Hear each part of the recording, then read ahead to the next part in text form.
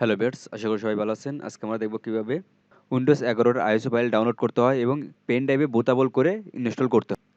প্রথম পার্টে আমরা দেখব কিভাবে উইন্ডোজ 11 কে ডাউনলোড করতে হয় এবং পরের পার্টে দেখব এটাকে কিভাবে পেন ড্রাইভে বুটেবল করতে হয়। চলেন শুরু করি।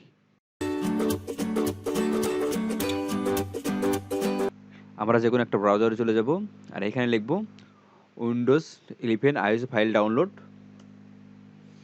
প্রথম যে ওয়েবসাইট চলে আসছে এখানে আমরা যাব।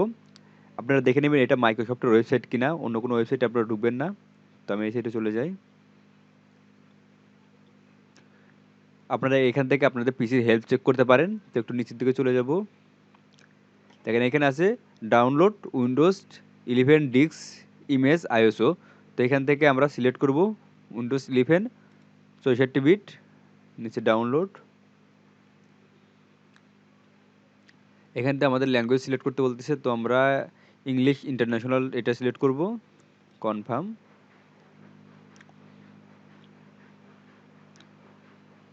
64 বিট ডাউনলোড এখানে ক্লিক করব।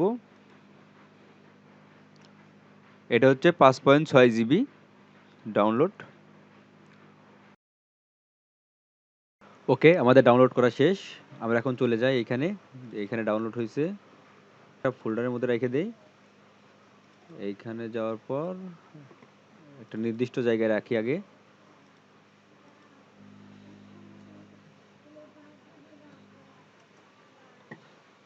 এটাকে এখান থেকে কাট করি।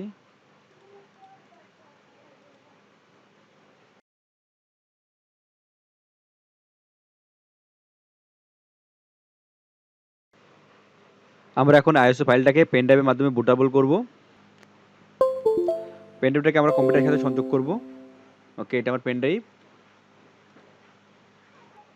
এখন আমাদের আইএসও ফাইলটাকে বুটেবল করার জন্য একটা সফটওয়্যার লাগবে, সেটা হলো রুফুস। এটাকে আমরা ডাউনলোড করে নিব, তারপর এটাকে আমরা ইনস্টল করব। তো তার আগে আমরা দেখি এটা কিভাবে ডাউনলোড করব। গুগল লিখব রুফেস, এর ওয়েবসাইটে চলে যাব।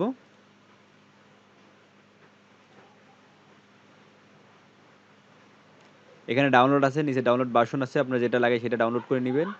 দেখেন এখানে আছে রুফুস 3.2.1 পোর্টেবল। এই পোর্টেবলটাকে আমরা ডাউনলোড করব। ডাউনলোড, ওকে, ডাউনলোড হয়ে গেছে। আমরা এখানে চলে যাই, ডাউনলোড। ওকে, তো আমরা এটাকে ডিলিট করে দেই, নতুনটাকে নিয়ে আসি এখানে। এখন এটাকে আমরা ওপেন করব। ওকে, আমরা সিলেক্ট করে দিব এটা আমার কোথায় আছে। এখন আমাদের আইএসও ফাইলটাকে সিলেক্ট করতে হবে, যেহেতু আমার আইএসও ফাইলটা আছে এর মধ্যে।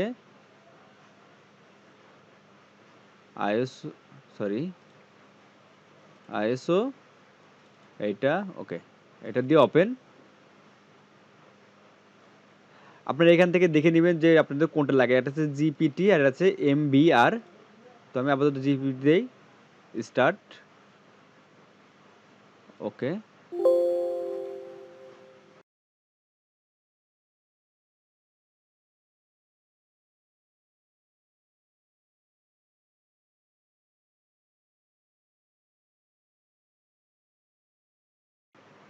আমাদের উইন্ডোজ 11টা বুটেবল হয়ে গেছে। আমরা এখান থেকে ক্লোজ দিব, দেখি এটা আসলে হয়েছে কিনা।